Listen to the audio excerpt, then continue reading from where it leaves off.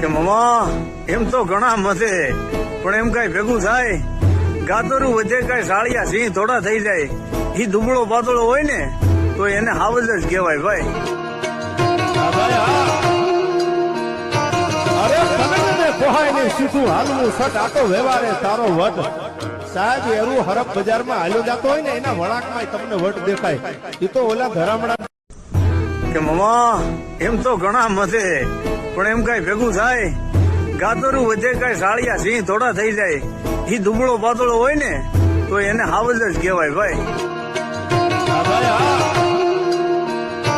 અરે તમે પોહાય ને સીધું હાલવું સટ આટો વ્યવહારે તારો વટ સાહેબ એરું હરફ બજારમાં હાલ્યો જતો હોય ને એના વળાકમાં તમને વટ દેખાય એ તો ઓલા ધરામણા